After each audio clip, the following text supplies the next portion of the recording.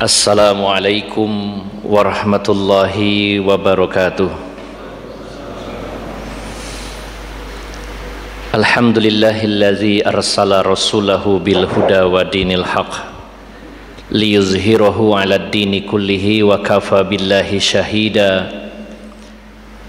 Asyhadu an la ilaha illallah wahdahu la syarikalah wa ashhadu anna Muhammadan abduhu wa rasuluhu la nabiyya ba'dah. Allahumma salli wa sallim wa barik ala nabiyyina Muhammadin wa ala alihi wa sahbihi ajma'in. Ya ayyuhallazina amanu taqullaha haqqa tuqatih wa la tamutunna illa wa antum muslimun, amma ba'd.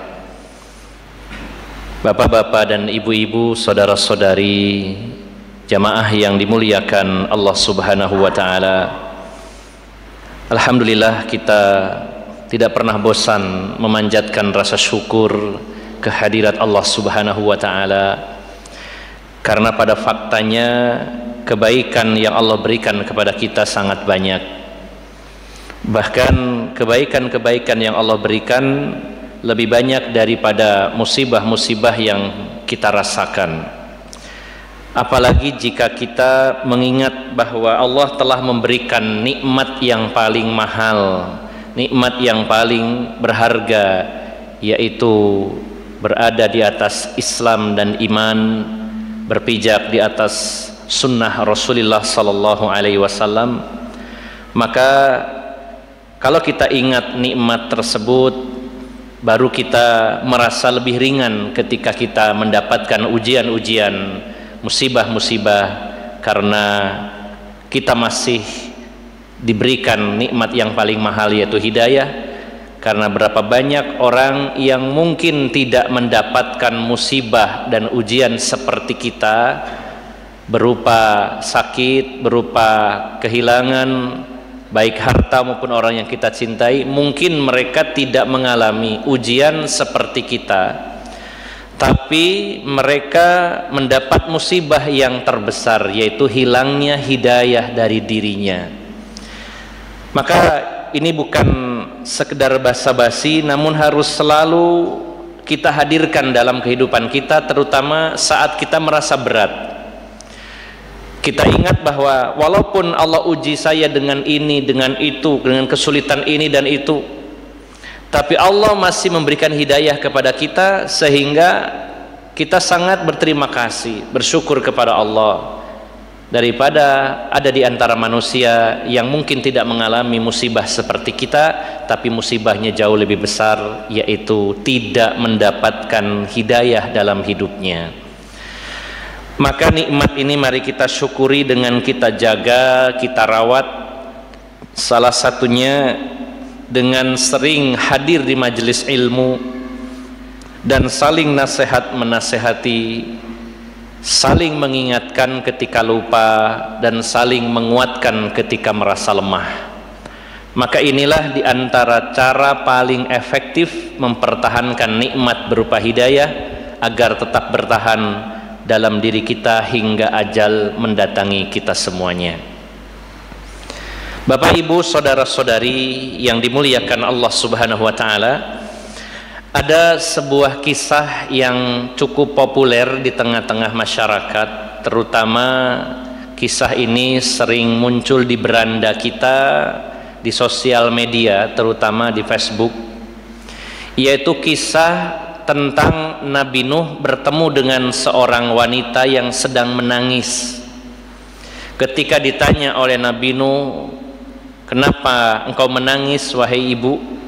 Maka ibu-ibu ini mengatakan, "Saya sedih karena anak saya yang masih muda sudah meninggal dunia." Kata Nabi Nuh, "Berapa umur putranya ibu?" "Putra saya meninggal saat usianya 300 tahun. Saat 300 tahun. Lalu kata Nabi Nuh, nanti akan ada satu umat yang umurnya hanya sekitar 60-an tahun. Itu yang tua, ya. Lalu kata si perempuan ini, apakah mereka ketika diberi umur hanya segitu, mereka benar-benar menyiapkan dirinya menghadapi kematian? Kata Nabi Nuh, oh tidak. Banyak di antara mereka yang membangun rumah-rumah megah dengan perkiraan rumah ini akan awet sampai ratusan tahun. Banyak di antara mereka yang mengumpulkan harta yang diperkirakan harta ini nggak habis ratusan tahun, dan setelah itu dia tinggalkan karena umurnya pendek. Lalu wanita ini mengatakan, seandainya aku berusia hanya 60 tahun, aku akan bikin gubuk di depan kuburanku, ya, akan ibadah tiap hari dan menyongsong kematian. Bapak Ibu jamaah sekalian, kisah ini populer di tengah masyarakat, dan saya mencoba menelusuri dari beberapa situs, terutama situs-situs berbahasa Arab, apakah kisah ini ada dalam Al-Quran atau dalam hadis, atau paling tidak athar para sahabat. Dan sependek pengetahuan saya dari beberapa referensi, kisah ini tidak jelas asal usulnya. Nah, terus kenapa diceritakan di sini? Bapak Ibu jamaah sekalian, saya hanya ingin menekankan bahwa ada fakta yang memang sahih, valid, bahwa memang usia Nabi Nuh itu 950 tahun sebagaimana yang dicantumkan dalam Al-Quran. Dan generasi sebelumnya Nabi Adam, sebagaimana Imam Ibnu Katsir dalam kitabnya Al-Bidayah wa Nihayah, dan juga beberapa ulama lainnya, termasuk mengambil asar dari Ibnu Abbas yang menyatakan bahwa umurnya Nabi Adam itu kurang lebihnya 1000 tahun. Dalam riwayat lain disebutkan 10 generasi. Maka kisah tadi walaupun tidak jelas asal usulnya, namun ini sebenarnya jadi bahan perenungan, bukan masalah kisahnya, namun kalau kita bandingkan usia kita umat Rasulullah yang rata-rata 60 tahun, itu yang sudah tua, karena banyak yang sebelum itu meninggal. Kalau dianggap saja 60 tahun rata-rata, membandingkan dengan usia umat sebelumnya termasuk dengan Nabi Nuh yang 950 tahun, berarti umur kita umat Rasulullah 1/15-nya umur Nabi Nuh dan umatnya.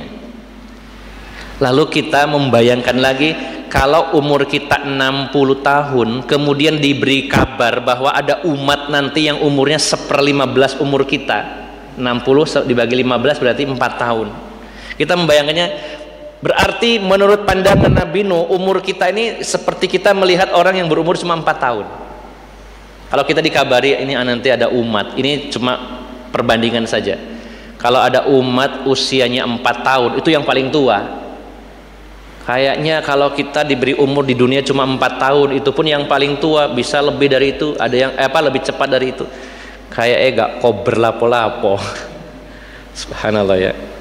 Nah, ini yang harus kita renungkan Bapak Ibu jamaah sekalian. Memang faktanya banyak orang yang mempersiapkan segala sesuatunya untuk dunianya seolah-olah dia hidupnya ratusan tahun ke depan, padahal beberapa tahun bahkan beberapa bulan ke depan dia meninggal. Maka kita diingatkan oleh Allah Subhanahu wa ta'ala dalam firman-Nya, alhaakumut takatsur hatta zurtumul maqabir. Alha, telah melalaikan kalian, telah melalaikan kalian. Apa yang melalaikan kalian? At-takatsur. At-takatsur itu berlomba-lomba memperbanyak, bermegah-megahan, berlebih-lebihan dalam urusan dunia. Itu yang melalaikan kamu. Hatta zurtumul maqabir, baru sadar ketika kalian tuh ziarah, bukan ziarah kuburnya, maksudnya masuk ke alam kubur. Yang dimaksud zurtumul, sebenarnya zurtum artinya kalian berziarah, berkunjung. Yang dimaksud bukan ziarah kuburnya, tapi kita memasuki alam kubur. Barulah tersadar, ya Allah, sudah capek-capek mengumpulkan segalanya, ujung-ujungnya masuk alam kubur.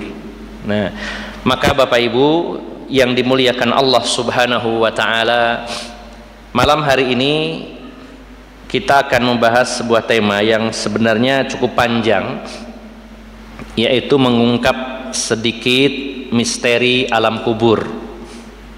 Saya katakan judulnya sedikit misteri karena kita memang tahunya sedikit. Alam kubur adalah perkara gaib bagi kita, dan perkara-perkara gaib kita tidak mengetahuinya kecuali kalau Allah memberitahukannya kepada kita melalui Rasulullah sallallahu alaihi wasallam. Seluruh perkara gaib tidak ada yang tahu kecuali Allah. Sebagaimana Allah nyatakan, alimul ghaibi fala yuzhiru ala ghaibihi ahada illa man irtadha mir rasul. Allah lah yang maha mengetahui perkara yang gaib. Tidak ada yang mengetahuinya kecuali Allah, dan tidak ada yang mengetahuinya kecuali sebagian atau dari kalangan Rasul yang Allah ridhoi yang diberitahu. Itu pun hanya sebagian kecil perkara gaib. Dan percaya dengan yang gaib termasuk bentuk keimanan. Sebagaimana di awal surat Al-Baqarah, alladzina yu'minuna bil ghaib. Mereka adalah orang-orang yang beriman dengan perkara yang gaib. Hari ini Allah juga zat yang gaib, kita tidak bisa melihatnya langsung. Malaikat juga gaib, termasuk kejadian yang belum terjadi di masa mendatang adalah perkara gaib. Maka di antara perkara gaib itu adalah keadaan di alam kubur, dan beriman tentang apa yang terjadi di alam kubur merupakan bagian dari iman kepada hari akhir. Syekh Muhammad bin Shalih Al-Utsaimin membagi 3 tentang iman kepada hari akhir yang merupakan rukun iman ke-5, terbagi menjadi 3 poin penting. Yang pertama, iman dengan tanda-tanda kiamat, baik yang kecil maupun yang besar, ya. Kemudian yang kedua, iman dengan adanya alam kubur dan segala kondisi serta kejadian dan peristiwa yang ada di dalamnya. Dan yang ketiga, iman tentang keadaan dan peristiwa termasuk tempat-tempat setelah hari berbangkit, adanya padang mahsyar, adanya hisab, adanya mizan, adanya catatan amal, adanya haud telaga al-kausar, adanya as-sirat, adanya al-qintarah, surga dan neraka. Ini termasuk bagian dari iman kepada hari akhir. Nah, maka membahas tentang misteri di alam kubur ini termasuk perkara gaib, di mana kita tidak tahu sama sekali kecuali apa yang Allah dan Rasulnya beritahukan. Artinya kalau tidak ada dalil baik dari Al-Quran maupun dari hadis Nabi, kita tidak berani mengatakan bahwa itu ada dan ini tidak ada di alam kubur. Jadi harus benar-benar teliti dan cermat, jangan asal ada orang bilang di kuburan itu seperti ini dan itu lalu kita langsung percaya. Harus kita pastikan apakah ada ayat atau ada hadis yang sahih yang menjelaskan tentang itu. Nah, maka Bapak Ibu yang dimuliakan Allah Subhanahu wa taala, keadaan di alam kubur ini memang perkara yang gaib, tidak kita ketahui kecuali hanya sedikit, sehingga yang sedikit inilah yang perlu kita gali. Karena selain diambil dari dalil, kita tidak bisa mendapatkan informasi lebih tentang alam kubur. Kita tidak bisa menginterogasi orang yang pernah masuk alam kubur, ya. Walaupun pernah kejadian orang mengaku pernah mati. Dulu ada namanya Kiai siapa ya, namanya memang mirip sama Kiai Mojokerto tapi bukan beliau, ya. Namanya juga Kiai Muzakir, yang pernah kondang di Jawa Timur, diundang di pengajian-pengajian di mana isi kajiannya adalah kesaksian beliau pernah meninggal dan masuk alam kubur, dan diceritakan kepada masyarakat. Nah, sehingga endingnya akhirnya hilang dengan sendirinya. Ada informasi juga ditangkap polisi dan macam-macam waktu itu, saya juga belum pasti tahu. Nah, Bapak Ibu jamaah sekalian, maka informasi keadaan dan peristiwa yang terjadi di alam kubur hanya kita tahu dari dalil Al-Quran maupun dari hadis-hadis Nabi Sallallahu Alaihi Wasallam. Kalau ada orang mengaku saya pernah masuk alam kubur dan bercerita, dan itu bukan Rasulullah yang menceritakan kejadian-kejadian alam kubur, kita tidak perlu percaya ya. Apalagi ada yang mengaku membuat eksperimen, orang meninggal dia ikut masuk ke dalam kubur terus pasang kamera di dalamnya. Itu cuma film, ada memang itu film. Jadi kesankan serem, ada orang disiksa kubur ke syuting. Nah itu filmnya ada memang. Nah baik Bapak Ibu jamaah sekalian, ketika membahas tentang alam kubur, maka informasi yang ada itu terbagi kurang lebihnya menjadi 3. Ini hanya metode atau analisa saya sendiri, tapi kalau dikelompokkan ada 3. Di sana ada ya kejadian-kejadian, peristiwa-peristiwa yang memang valid karena ada hadis-hadis sahih dan juga ada ayat-ayat Al-Quran. Kondisi peristiwa di alam kubur yang memang benar-benar ada dalilnya. Ini yang pertama. Yang kedua, banyak beredar informasi tentang alam kubur tapi tidak ada dalilnya, hanya mitos-mitos, hanya khurafat-khurafat, cerita-cerita bohong, atau mungkin akidah, keyakinan dari agama lain yang diserap oleh sebagian kaum muslimin. Terjadinya akulturasi, percampuran budaya sehingga dianggap bagian dari Islam padahal bukan ajaran Islam, dan itu membahas tentang kubur. Ini kemungkinan kedua. Nah kemungkinan yang ketiga, ada informasi-informasi tentang di alam kubur lebih detail, namun di sana masih ada perbedaan pendapat di kalangan ulama. Nah ini bila ada waktu kita ingin bahas 3-tiganya. Yang ada dalilnya, yang kedua tidak ada dalilnya, yang ketiga perbedaan pendapat. Baik, di antara keadaan alam kubur ini saya coba mengumpulkan beberapa hadis, beberapa peristiwa, kejadian dan apa yang dialami mayit di alam kubur berdasarkan hadis-hadis yang sahih.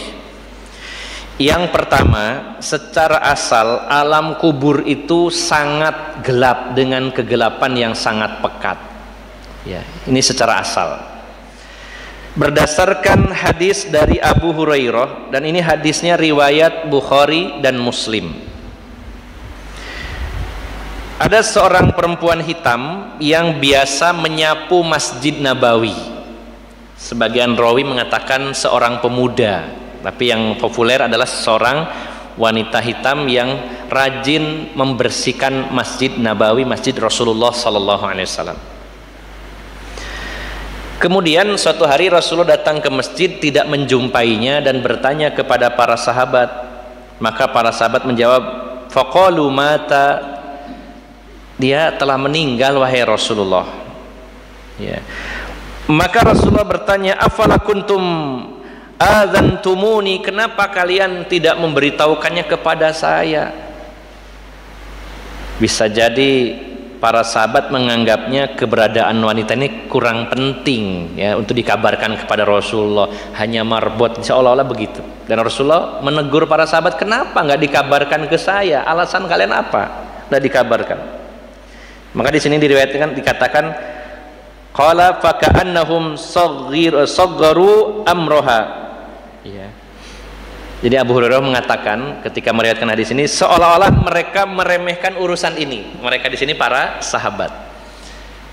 Ada yang meninggal dan bagi Rasulullah keberadaan orang ini sangat penting. Ya, walaupun sederhana, tukang bersihkan masjid, tapi Rasulullah menganggapnya ini adalah orang penting. Sampai akhirnya Rasulullah meminta kepada para sahabat, dulluni atau dulluni ala qabri, tunjukkan kepada saya di mana kuburannya. Fadalluhu fasalla 'alaiha, kemudian para sahabat menunjukkan kuburannya yang baru saja selesai dimakamkan, ditunjukkan kepada Rasulullah. Maka Rasulullah sholat jenazah. Jadi kalau kita belum sempat mensolati jenazah, keburu dimakamkan, bisa kita sholat jenazahnya di makamnya. Loh kan tidak boleh sholat menghadap kubur, ada hadisnya. Kan ini bukan sholat biasa, tidak ada ruku dan sujudnya. Sholat jenazah fungsinya mendoakan jenazah dan ada amaliyah Rasulullah SAW. Kalau sholat yang dilarang itu sholat selain itu. Jadi tidak ada pertentangan antara hadis larangan sholat menghadap kubur dengan sholatnya Rasulullah sholat jenazah di kuburan. Ya. Artinya selain sholat ini, karena sholat ini tidak ada ruku, tidak ada sujud, sedangkan sholat-sholat yang lainnya baik sholat fardu ataupun sholat sunnah dilarang menghadap kubur secara langsung, kecuali kalau ada pembatas, ada tembok, kemudian ada jalan yang memisahkan antara kubur itu dengan masjid. Nah boleh. Maka Rasulullah sholat ini menunjukkan sunnahnya sholat jenazah ketika selesai dimakamkan, tapi tidak terlalu lama, jangan sudah setahun meninggal kita sholat di situ, enggak. Ini hari itu juga Rasulullah. Ya. Bukan berarti berlaku kalau sudah lama, oh ini sudah setahun meninggal, saya dulu nggak ikut nyolatkan, tak sholat datang gitu, enggak. Yang terjadi adalah berdekatan waktunya dengan dikuburkannya. Nah selesai sholat di hadapan para sahabat, Rasulullah bersabda, inna hadhil qubura mamlu'atun zulmatan ala ahliha wa inna Allah azza wa jalla yunawwiruha lahum bisolati alaihim. Nah, beliau bersabda, sesungguhnya kuburan-kuburan itu, nah di sini ada penjelasan ya, kuburan-kuburan itu dipenuhi oleh kegelapan bagi para penghuninya. Ya, sesungguhnya kuburan ini dipenuhi kegelapan-kegelapan atas penghuninya, dan sesungguhnya Allah azza wa jalla menyinari dan meneranginya mereka di alam kubur itu dengan sholatku ini. Jadi Bapak Ibu jamaah sekalian, secara asal kondisi alam kubur itu sebenarnya gelap, dan orang-orang beriman akan diberi cahaya di dalam kuburnya, diterangi kuburannya oleh Allah subhanahu wa ta'ala. Jadi Bapak Ibu jamaah sekalian, ini keadaan secara asal dan tidak berlaku bagi orang-orang yang beriman, karena Allah akan memberinya cahaya yang menerangi alam kuburnya. Jadi tidak perlu khawatir. Tapi secara asal gelap begitu. Maka kita butuh penerang di alam kubur, yaitu keimanan kita dan amal-amal soleh kita yang menjadi sebab diteranginya kuburan kita. Termasuk juga sholatnya kaum muslimin dan doa-doa kita kepada mereka, untuk mereka. Ini yang pertama. Ini hadisnya sahih riwayat Bukhari dan Muslim. Yang kedua, Bapak Ibu jamaah sekalian, setiap muslim siapapun, termasuk setiap orang kafir, artinya seluruh manusia, ketika berada di alam kubur, pada asalnya mereka akan dihimpit oleh kubur, oleh kuburannya. Berdasarkan hadis riwayat Imam Nasai dari Ibnu Umar, ini hadis sahih, hadis riwayat Ibnu Umar dalam kitab Sunan An-Nasai. Sebenarnya hadis ini agak panjang, hanya saja dipersingkat. Jadi dalam peristiwa perang Khandaq atau perang Ahzab, di mana Madinah dikepung oleh 10.000 pasukan Ahzab, walaupun tidak langsung bertempur karena terhalang dengan adanya parit, tapi bukan berarti tidak ada korban. Tetap ada duel-duel di antara mereka. Kemudian yang mendekati parit dipanah oleh masing-masing kubu. Maka salah seorang sahabat mulia yaitu Sa'ad bin Mu'adz, beliau dalam keadaan luka parah ya.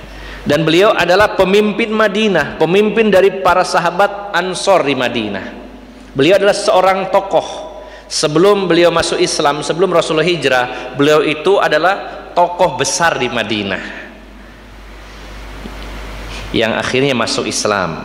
Sehingga dengan sebab beliau, satu suku masuk Islam semuanya ya. Satu suku masuk Islam semuanya karena pemimpinnya masuk Islam. Ini adalah sahabat mulia Sa'ad bin Mu'adz. Sebelum beliau meninggal dalam kondisi sakit sampai ditandu, beliaulah yang diberi ya wewenang oleh Rasulullah memberikan hukuman kepada orang-orang Yahudi Bani Quraizoh yang berkhianat pada peristiwa perang Ahzab, menyerang dari dalam. Maka Sa'ad bin Mu'adz lah yang ditunjuk Rasulullah untuk memutuskan perkara hukuman untuk orang-orang Yahudi, sehingga akhirnya diputuskan oleh Sa'ad bin Mu'adz yang saat itu sedang terluka parah ditandu, dan memutuskan bahwa seluruh laki-laki dewasa Yahudi Bani Quraizoh harus dieksekusi mati, dan anak kecil serta perempuannya ditawan oleh kaum muslimin. Ini adalah keputusan yang sangat adil karena saat itu kaum muslimin sedang dikepung 10.000 pasukan dalam kondisi genting, kondisi kelaparan, sampai Rasulullah mengikat batu di perut beliau. Tiba-tiba dari dalam orang-orang Yahudi Bani Quraizoh ini membatalkan perjanjian damai dengan kaum muslimin dan menyerang dari dalam. Ini pengkhianatan yang sangat besar, sehingga wajar kalau dihukum mati bagi para pengkhianat. Dalam dunia perang manapun biasanya pengkhianat itu dihukum mati. Sebagian riwayat mengatakan ada 400 orang Yahudi yang dipenggal, ada lagi riwayat lain mengatakan 2 kali lipatnya, 800 orang. Nah, setelah memutuskan hukuman bagi Bani Quraizoh inilah Sa'ad bin Mu'adz akhirnya sakitnya semakin parah, akhirnya meninggal dunia. Dan ketika meninggalnya Sa'ad bin Mu'adz ini, Rasulullah sampai mengatakan, hadzal ladzi taharraka lahul arsyu wa futihat lahu abwabus samai wa syahidahu sab'una alfan minal malaikah. Inilah orang yang telah membuat arasy-Nya Allah bergerak saat meninggalnya, sampai arasy Allah itu bergerak, dan pintu-pintu langit dibuka dan disaksikan oleh 70.000 malaikat, disambut oleh 70.000 malaikat. Berarti kalau kita membayangkannya, terutama dengan diri saya, ini jauh bandingannya. Ini sahabat mulia, sampai meninggalnya itu menjadikan arasy Allah bergerak dan dibuka seluruh pintu langit, kemudian disaksikan oleh 70.000 malaikat. Kalau orang biasa seperti kita, ruhnya dibawa ke langit pertama, malaikat minta izin dulu, tolong bukakan pintu langit pertama, dibuka, naik lagi, izin lagi, tolong pintu langit kedua, dibuka terus sampai langit ke-7. Tapi beliau seluruh pintu langit dibuka ketika wafatnya, dan ini Rasulullah mengabarkan kepada para sahabatnya. Namun di ujung hadis beliau mengatakan, laqad damma dammatan summa furrija anhu.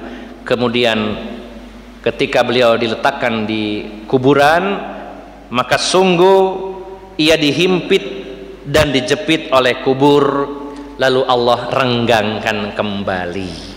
Nah, maka dalam hadis yang lain riwayat Imam Ahmad ya, Rasulullah menyatakan, innalil qabri dagtatun walau kana ahadun najian minha naja minha Sa'd bin Mu'adz. Sesungguhnya kubur itu akan menghimpit siapapun yang dikubur, siapapun yang dikubur. Seandainya ada orang yang selamat dari himpitan kubur, harusnya Sa'ad bin Mu'adz itu pantas, tapi rupanya dia juga tetap dihimpit. Artinya Bapak Ibu jamaah sekalian, kalau Sa'ad bin Mu'adz saja sahabat mulia yang saat wafatnya menggetarkan arasy-Nya Allah dan dibuka pintu-pintu langit dan disaksikan 70.000 malaikat saja dihimpit oleh kuburnya, apalagi kita. Sampai Rasulullah mengatakan, seandainya ada pengecualian ada orang yang tidak dihimpit, maka Sa'ad bin Mu'adz ini sangat layak tidak dihimpit. Tapi faktanya kata Rasulullah, dia pun dihimpit. Berarti kita akan mengalami himpitan di alam kubur. Kok serem sekali ya, ya dihimpit Pak. Kemudian Bapak Ibu jamaah sekalian, dalam hadis yang lain riwayat Tabrani, ini juga hadis sahih, Rasulullah bersabda dari hadis Anas bin Malik, ya, beliau mengatakan, lau aflata ahadun min dommatil qabri la aflata hadas sobi. Jikalau seorang selamat dari penyempitan kubur, niscaya selamatlah bayi ini. Artinya para ulama menjelaskan, bayi sekalipun yang meninggal itu ada himpitannya. Berarti berdasarkan informasi yang sahih ini, kita akan mengalami momen di mana kuburan kita itu menghimpit kita. Tapi Bapak Ibu jamaah sekalian tidak perlu khawatir, karena himpitannya ini bersifat wajib untuk setiap manusia, tapi orang-orang yang beriman akan segera Allah longgarkan. Seberapa longgar alam kuburnya orang-orang beriman? Ada dua hadis yang menjelaskan tentang ini. Yang pertama, dinyatakan bahwa luasnya adalah 70 kali 70 hasta. 70 kali 70 hasta. Satu hasta kurang lebih setengah meter. 35 kali 35. Wah, ini kalau buat rumah sudah lumayan Pak, besar ya. Rumah jenengan sama saya standar ya, rata-rata lebar 7 sampai 8. Panjangnya 15 ya 14, itu saya wis ayem ya, itu saja sama istri anaknya 5 kadang Pak ya. Nah nanti di makam, di kuburan akan diberi ya ruang di alam kuburnya, yaitu 35 kali 35 ya, cukup nggak? Nah ada hadis yang lain tentang nikmat kubur, akan diluaskan sejauh mata memandang. Nah, namanya mata memandang relatif ya, tergantung kondisi alamnya seperti apa. Nah, kita tidak tahu detailnya, namun ada nanti dalam pembahasan tentang nikmat kubur bahwa dari arah kaki akan dibukakan pintu surga. Kemudian hawa sejuknya surga akan keluar masuk ke alam kubur kita. Jadi sejuk. Walaupun cuma bocorannya Pak, tapi udah sejuk Pak. Oke. Namanya surga yang sempurna, yang sangat sejuk. Hawa sejuknya ketika pintunya dibuka, serang, terasa sejuknya ke alam kuburnya orang-orang beriman. Nah, ini nanti akan kita bahas pada pembahasan berikutnya, yaitu tentang adanya nikmat kubur dan siksa kubur. Ini kita bahas dulu tentang penyempitan tadi. Jadi setiap orang masuk kubur disempitkan, lalu direnggangkan. Yang tadinya gelap jadi terang, yang disempitkan sebentar diluaskan. Sedangkan orang-orang kafir akan dihimpit seterusnya sampai tulang belulangnya itu patah dan remuk dari arah kiri dan kanannya, gerak gitu ya. Dan kita selama beriman kepada Allah sampai akhir hayat kita, maka kita akan mendapatkan anugerah berupa diluaskannya kubur kita. Ya. Ditambah lagi dengan doa-doa kaum muslimin, maka dalam doa salat jenazah itu ada kalimat wa wasi' madkhalahu ya, wa akrim nuzulahu wa wasi' madkhalahu, muliakan ya tempatnya ya, dan luaskan tempat masuknya, artinya alam kuburnya akan diluaskan oleh Allah Subhanahu wa taala. Baik, poin pertama, alam kubur asalnya gelap, bagi orang beriman akan diberi sinar, cahaya yang meneranginya. Dan yang kedua, ada himpitan kubur, maka orang beriman akan dilonggarkan dengan begitu luasnya alam kuburnya. Nah, yang ketiga, apa lagi yang ada dan terjadi di alam kubur ini yang sudah kita maklum, kita pahami bersama, yaitu adanya pertanyaan kubur. Ya. Bapak Ibu jamaah sekalian yang dimuliakan Allah Subhanahu wa taala. Ada hadis yang cukup panjang ya, dan juga beberapa hadis. Jadi saya persingkat saja atau saya pilih salah satu hadisnya.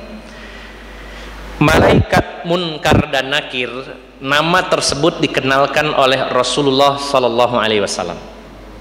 Jadi termasuk nama-nama malaikat, kalau tidak ada informasi yang valid kita pun tidak tahu namanya, belum pernah ketemu. Ya, kita belum pernah ketemu, Pak. Tapi insya Allah nanti akan ketemu, terutama dengan malaikat maut. Ya, akan ketemu nanti, insya Allah. Setiap orang pasti akan ketemu. Nah, maka nama-nama malaikat pun kita tahunya apa yang diinformasikan di dalam Al-Quran maupun dalam hadis Nabi SAW. Dari 10 nama malaikat yang waktu SD dikenalkan oleh guru-guru agama kita, satu yang perlu dikoreksi adalah penamaan malaikat Israel. Dari 10 nama itu yang 9 ada dalilnya, tapi yang satu itu diambil dari Israiliyat, nama Israel. Karena yang disebutkan di dalam Al-Quran maupun dalam hadis disebut malakul maut, malaikat maut atau pencabut nyawa gitu ya. Sedangkan penamaan Israel itu dari Israiliyat. Sedangkan malaikat Jibril, Mikail, Israfil, Munkar, Nakir, ya, maaf saya ralat, ada lagi satu lagi pendapat bahwa Raqib dan Atid ini bukan 2 nama tapi 2 sifat, walaupun malaikatnya 2, mencatat baik dan buruk. Tapi pendapat yang lebih kuat, kalau yang Israel tadi fix ini adalah diambil dari Israiliyat. Sedangkan malaikat Raqib dan Atid, sebagian ulama menyatakan itu bukan nama tapi sifat dari malaikat pencatat amal.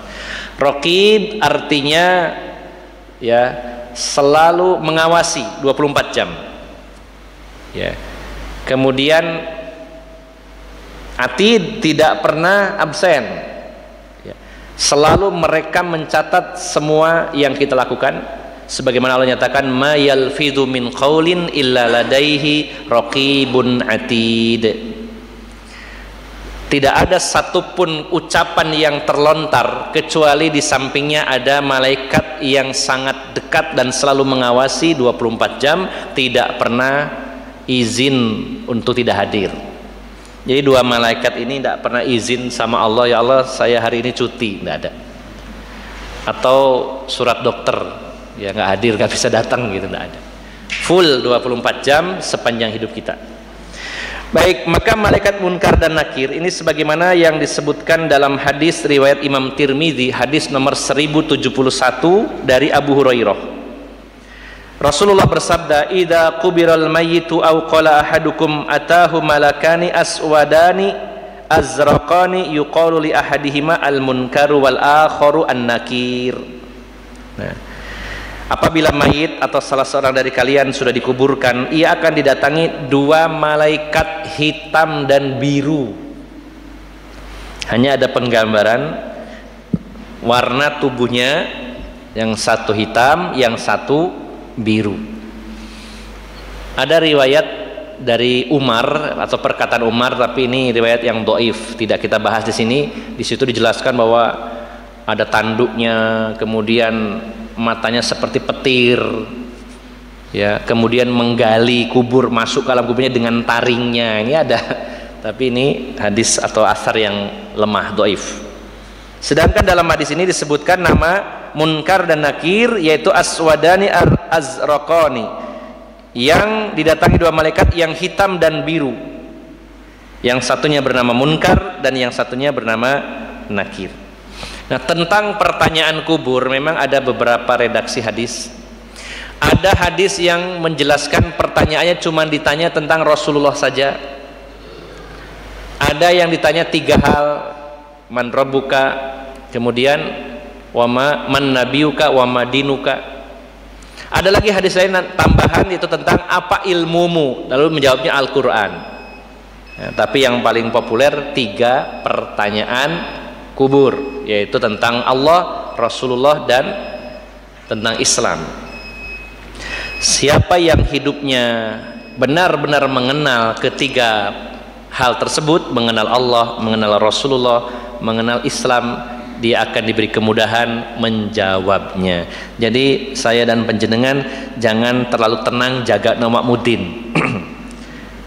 Gampang kok diapalno, gampang. Man rabbuka? Allahu rabbi. Siapa Tuhanmu? Allah. Siapa nabimu? Muhammad. Apa agamamu? Islam. Wah kecil, gampang. Apa maneh wis gampang kok makmudine nang dukur kuburan ngomong, Pak Ijo, siro ojo gemeter lan deredeg gitu. Itu kalimatnya begitu, saya sering ikutin. Ya. Ojo gemeter lan deredeg. Siro ditekani malaikat loro. Ya.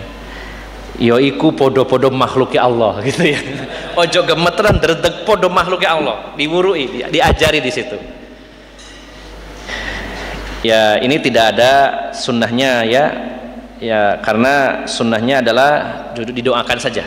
Allahumma tsabbithu bil qauli tsabit. Ya Allah, teguhkan saudara saya ini dengan qaulus tsabit, dengan kalimat la ilaha illallah. Maka dalam hadis ini Rasulullah menceritakan, mengkisahkan bahwa malaikat munkar dan nakir yang berwarna hitam dan biru akan bertanya, yaitu ma kunta taqulu fi hadzal rajul, ya, apa pendapatmu tentang orang ini, yaitu Nabi Muhammad sallallahu alaihi wasallam, ya. Fayaqulu makana yaqul, maka orang ini akan menjawab sebagaimana jawabannya waktu di dunia ketika ditanya tentang Nabi Muhammad itu siapa. Orang-orang beriman ketika di dunia sekarang seperti kita ditanya siapakah Nabi Muhammad, kita akan jawabnya dengan lancar. Oh, Nabi Muhammad itu nabi terakhir, beliau yang mengajarkan agama Islam, Al-Quran diturunkan kepadanya, bahkan kita jelaskan secara detail. Maka orang-orang yang di dalam kubur tadi ditanya, bagaimana pendapatmu tentang orang ini, yaitu Nabi Muhammad, maka orang ini akan menjawab sebagaimana jawabannya ketika di dunia, dan jawabannya adalah huwa Abdullah wa rasuluh. Dia, Nabi Muhammad itu adalah hamba Allah dan Rasulnya, ya. Dia adalah hamba Allah dan Rasulnya. Asyhadu an la ilaha illallah wa anna Muhammadan abduhu wa rasuluh. Lalu mengucapkan dua kalimat syahadat. Aku bersaksi bahwasanya tidak ada sembahan yang hak kecuali Allah, dan aku bersaksi bahwasanya Nabi Muhammad adalah utusan Allah. Ini yang dimaksud Rasulullah adalah qaulus tsabit, ucapan yang teguh adalah dua kalimat syahadat ini. Maka Allah akan meneguhkan hati orang-orang yang bersyahadat dan memurnikan atau mengamalkan isi syahadatnya selama hidup.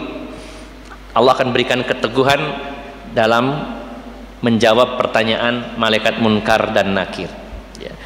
Ya, walaupun bagaimana Pak Ibu sekalian, kita di alam kubur sendirian, tidak ada temannya, lalu didatangi dua malaikat yang belum pernah kita temui sama sekali, walaupun mimpi mungkin. Ya. Wajar kalau kita butuh yang meneguhkan. Siapa yang meneguhkan kita? Allah. Jangan khawatir kalau selama hidup kita benar-benar konsekuen dengan dua kalimat syahadat, memahami isinya, mengamalkan tuntutannya, maka Allah akan teguhkan kita. Nyantai jawabnya, teguh. Ya. Siapa yang membuat kita mampu menjawab? Allah. Sebabnya bagaimana? Ya, waktu di dunia kita memang memahami dua kalimat syahadat itu. Maka setelah mengucapkan dua kalimat syahadat, malaikat ini mengatakan fayaqulani, maka keduanya mengatakan qad kunna na'lamu annaka taqulu hadza. Sungguh kami sebenarnya sudah tahu kamu akan menjawab begitu. Ya. Ya, namanya juga ngetes. Kalau bahasa kita ya, namanya juga ngetes, Mas. Saya tahu sama bisa jawab, tapi tetap tak tanya untuk tugas saya. Begitu. Kalau bahasa sederhananya begitu. Ya. Summa yufsahu lahu fi qabrihi sab'una dhira'an fi sab'in. Lalu setelah itu diluaskan kuburnya, yaitu dengan luas 70 hasta kali 70 hasta, yaitu kurang lebih 35 kali 35 meter persegi. Summa yunawwiru lahu fi, kemudian disinari, diterangi kuburnya. Summa yuqalu lahu nam, kemudian dikatakan kepadanya tidurlah. Setelah ditanya lolos, tidurlah. Ya. Bayangkan Pak, setelah hidup di dunia umurnya 65 tahun, pewegel Pak.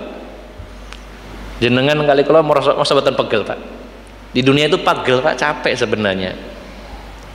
Ya, walaupun silih berganti, kadang nyantai, kadang begal, tapi secara umum dunia ini isinya kecapean, rasa sakit, ketidaksempurnaan, banyak ketidakadilan dan sebagainya.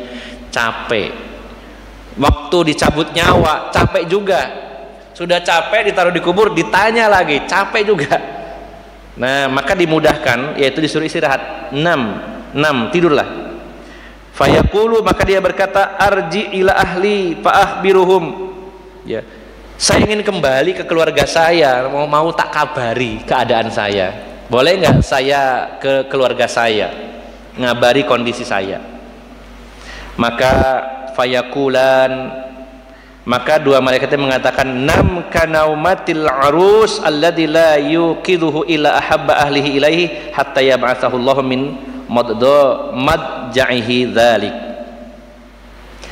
Maka ketika orang ini kalau sudah selesai urusannya, ya, dan waktu itu malaikat nyuruh tidurlah, tapi orang ini masih bahasanya ngeyel, boleh nggak saya pulang dulu ngabari keluarga saya? Kata malaikat, tidurlah seperti tidurnya pengantin baru, yang tidak akan ada yang membangunkannya kecuali orang yang dia cintai dari kalangan keluarganya, sampai Allah nanti yang akan membangkitkannya pada hari kiamat. Jadi Bapak Ibu jamaah sekalian, dalam hadis ini, hadis sahih riwayat Tirmidzi, maka orang yang berada di alam kubur setelah lolos pertanyaan kubur disuruh tidur sebagaimana tidurnya pengantin. Sedangkan dalam hadis-hadis yang lain ada tambahan-tambahan, diantaranya sebelum itu didatangi dulu orang yang sangat bagus penampilannya, ganteng, kalau laki-laki gitu, ganteng, kemudian bersih, pakainya bagus, wangi, dan si mayit mengatakan, kayaknya Anda ini membawa kabar gembira, aroma-aromanya membawa yang enak-enak ini. Maka kata orang tadi, aku adalah amal solihmu waktu di dunia. Semakin bagus dan semakin banyak, semakin bagus juga tampilannya. Ya. Dan di situ wallahu alam tidak disebutkan jenis kelaminnya, ya, laki atau perempuan. Di sana bisa jadi enak, bisa temannya perempuan aja. Ini aneh-aneh gitu ya. Wallahu alam. Tapi bisa jadi di situ kalau laki-laki adalah temannya berupa laki-laki, kalau perempuan berupa perempuan. Tapi secara detail tidak kita dapati hadisnya apakah yang menemani itu berwujud laki-laki atau perempuan. Tapi yang pasti tampilannya sangat menyenangkan, menenangkan dan menenteramkan. Nah, dan kemudian dalam hadis yang lain tentang nikmat kubur, selain diluaskan, diterangi, ditemani teman yang baik, juga dihamparkan permadani dari surga. Kemudian tampilan lingkungan sekitarnya kehijau-hijauan, karena hijau identik dengan sejuk dan segar. Dan juga dibukakan pintu surga dari arah kakinya sehingga hawa sejuknya surga terasa. Dan juga ada hadis yang lain, ini saya persingkat saja, yang menjelaskan tentang dia ditunjukkan oleh Allah tempatnya di surga nanti. Sebelum menempati sudah ditunjukin, nah nanti kamu kalau sudah dibangkitkan melalui proses cukup panjang, endingnya kamu akan tinggal di sana, tempatnya kayak gitu. Walaupun belum nyampe Pak, tapi kan sudah senang Pak. Penjenengan dikabari, Pak, jenengan nanti dikasih rumah atau villa, ya ini penampakannya 3 lantai, ada kolam renangnya, ini pasti udah seneng kalau dikasih. Nah ini orang yang ada di alam kubur ditunjukkan tempatnya di surga oleh Allah Subhanahu wa ta'ala. Maka Bapak Ibu jamaah sekalian, ini adalah poin yang ketiga, bahwa ada pertanyaan di alam kubur. Yang terakhir dalam pertemuan ini sudah adzan ya, yaitu adanya nikmat dan siksa kubur. Namun di sini ada tambahan bahwa orang-orang kafir mereka sibuk dengan siksa kubur, dan itu berlangsung sepanjang berada di alam kubur sampai hari berbangkit. Orang kafir, orang musyrik, orang munafik, maka akan disiksanya full sepanjang masa di alam kubur tadi. Sedangkan orang-orang beriman yang ahli maksiat, maka dia akan diazab kubur, tapi tidak seterusnya sebagaimana orang-orang kafir, munafik dan musyrik. Berapa lama? Itu terserah Allah yang memutuskan, saya juga tidak tahu, tergantung besar kecil dan banyak tidaknya dosanya. Dan juga sebagian orang-orang beriman ada yang disiksa tapi diringankan, sebagaimana kisahnya Rasulullah menancapkan pelepah kurma pada 2 kuburan. Ketika Rasulullah melewati 2 kuburan dengan para sahabat, Rasulullah mengatakan sesungguhnya 2 penghuni kubur ini sedang disiksa. Artinya Rasulullah diberitahu oleh Allah Subhanahu wa taala yang kita tidak tahu. Makanya beliau pernah menyatakan, lau ta'lamuna ma a'lamu la dhahiktum qalila wa la bakaitum katsira. Seandainya kalian itu diberitahu sebagaimana aku tahu, sungguh kalian akan sedikit sekali tertawa dan akan banyak menangis. Artinya pengetahuan tentang perkara gaib pun kita tidak bisa dibandingkan dengan Rasulullah sallallahu alaihi wasallam. Rasulullah pernah Isra Mi'raj, melihat surga dan neraka, padahal beliau belum meninggal. Bertemu dengan Allah Subhanahu wa taala, bertemu dengan ruh para nabi dan rasul, kemudian melakukan perjalanan yang begitu jauh dari Mekah ke Baitul Maqdis, kemudian ke langit 7 ke Sidratul Muntaha. Termasuk Rasulullah diberitahu oleh Allah tentang orang yang disiksa di alam kubur. Lalu Rasulullah mendoakan keduanya dan mengatakan kepada sahabat yang ada waktu itu, keduanya disiksa dengan 2 hal yang sebenarnya dianggap remeh oleh keduanya. Walaupun bunyi hadisnya 2 hal yang remeh, tapi sebenarnya bukan remeh, diremehkan orang tersebut, yaitu suka mengadu domba, dan yang kedua tidak menjaga kencingnya. Artinya bisa jadi pengertiannya pipis tidak cawi, ya, gampang no, atau yang kedua pipisnya sembarangan, tidak menutup auratnya, pipisnya sembarangan. Nah, hati-hati terutama yang laki-laki. Kalau yang perempuan biasanya masih malu-malu. Laki-laki, saya pernah naik bis, ada orang minta berhenti. Begitu berhenti, turun. Nah, itu di samping bisnya, cur gitu. Laki-laki, Pak, dewasa. Pernah juga di daerah timurnya Ciwi ini ada kemacetan. Saya naik motor, ini macet kenapa? Begitu saya salip, ada orang turun dari truk, terus truknya dipipisin. Nggak tahu, mungkin mitos atau gimana itu. Macet itu gara-gara pipisnya dia. Ya Allah, astagfirullah. Nah, pernah lu juga lihat di terminal Nun Sewu, pipisnya itu diselipkan di ban mikrolet. Saya heran loh, kok bisa diselipkan gitu. Nah, jadi masalah pipis ini jangan sembarangan ya, harus menutupi aurat, jangan kelihatan. Yang kedua harus bersuci. Nah, 2 orang itu disiksa kubur karena itu tidak menjaga kencingnya sama namimah, adu domba. Lalu setelah mendoakannya, Rasulullah mengambil pelepah kurma yang basah, membelahnya lalu ditancapkan. Kemudian Rasulullah mengatakan selama pelepah kurma ini masih basah, maka siksanya diliburkan dulu. Kalau sudah kering balik lagi. Ini artinya ada yang diringankan seperti itu.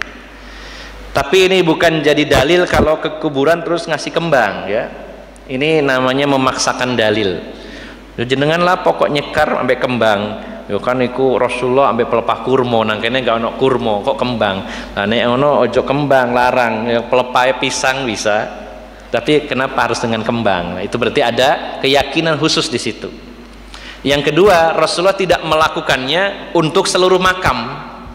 Tidak ada kebiasaan oh setiap makam dikasih pelepah kurma sama Rasulullah, tidak. Itu hanya momen tertentu, ada kejadian tertentu yang Rasulullah lakukan. Kemudian juga ada satu keyakinan bahwa jangan jabuti rumput ya di atas kuburan. Bagaimana Pak? Dijabutin apa dijarakan? Ada sebagian, saya pernah jabuti suket, ada yang negor, loh Mas nggak boleh Mas, dicabuti Mas. Napa Pak? Ini kalau mendoakan mayit bertasbih kepada Allah, bertahmid. Nah, maka kita jawab bahwa yang bertasbih, bertahmid itu memang semua makhluk, bukan hanya rumput, batu-batu, kerikil, pasir, gunung-gunung, semuanya bertasbih. Nah, Justru anjuran para ulama sebisa mungkin makam ini dibersihkan dari rumput-rumputan supaya orang bisa membedakan ini makam, supaya tidak dilangkahi, tidak diduduki. Harus ditunjukkan walaupun tidak boleh dibangun di atasnya, tapi bukan berarti dibiarkan seperti terbengkalai. Dibersihkan rumputnya, ada tanda bahwa ini kubur. Jadi bukan berarti dibiarkan, bukan berarti juga berlebih-lebihan sampai dikasih bangunan dibungkus sama kain putih, ada pagernya. Itu berlebih-lebihan, yang dilarang juga. Mengijing dilarang. Jadi boleh dibersihkan rumputnya, kemudian supaya kelihatan bahwa itu kuburan, supaya orang tidak sembarangan dilangkai, diduduki dan sebagainya. Nah, jadi Bapak Ibu jamaah sekalian yang dimuliakan Allah Subhanahu wa taala, tentang nikmat kubur, maka orang-orang beriman akan merasakannya sampai hari berbangkit, sedangkan orang-orang kafir, orang-orang munafik disiksa sepanjang waktu sampai hari berbangkit. Sedangkan orang-orang beriman yang ahli maksiat maka akan disiksa kubur, tapi sesuai dengan dosa dan maksiatnya, tidak sama dengan orang-orang kafir. Bapak Ibu jamaah sekalian, sebenarnya ini baru pembahasan satu poin tentang peristiwa dan kejadian yang ada di alam kubur berdasarkan hadis-hadis yang sahih. Maka di sana nanti ada pembahasan tentang keadaan di alam kubur yang terjadi perbedaan pendapat para ulama. Di antaranya hanya judul saja mungkin pada kesempatan lain. Apakah yang mendapatkan nikmat dan siksa kubur itu ruhnya atau jasadnya atau dua-duanya? Ini juga perbedaan pendapat. Yang disiksa itu ruhnya, jasadnya, atau dua-duanya. Kemudian yang kedua, apakah ahli kubur itu bisa saling mengunjungi antara yang satu dengan yang lainnya? Ini juga terjadi perbedaan pendapat di kalangan para ulama. Dan selebihnya ada info-info yang tidak berdasar, justru tidak ada dalam Al-Quran maupun dalam hadis Nabi, sebagaimana di antaranya yaitu orang meyakini bahwa setiap malam Jumat mayit ini akan diberi kesempatan pulang kampung ke rumahnya masing-masing. Nah, ini juga nanti kita bahas pada kesempatan yang lain. Karena waktu yang begitu cepat berlalu dan sudah lewat Isya, maka pertemuan malam hari ini kita baru membahas tentang keadaan dan peristiwa di alam kubur berdasarkan hadis-hadis yang sahih, di antaranya gelapnya alam kubur, adanya himpitan alam kubur, kemudian pertanyaan alam kubur, dan adanya nikmat kubur serta siksa kubur. Mudah-mudahan kita semuanya diberikan keistiqomahan di atas hidayah hingga ajal mendatangi kita semuanya, dan semoga kelak bila kita masuk alam kubur kita mendapatkan nikmat kubur hingga datangnya hari kiamat. Demikian, semoga bermanfaat. Mohon maaf atas segala kekurangan. Aqulu qawli hadza wa astaghfirullah li wa lakum. Wa akhiru da'wana anil hamdulillahi rabbil alamin. Subhanakallahumma wa bihamdika asyhadu an la ilaha illa anta astaghfiruka wa atubu ilaik. Wassalamualaikum warahmatullahi wabarakatuh.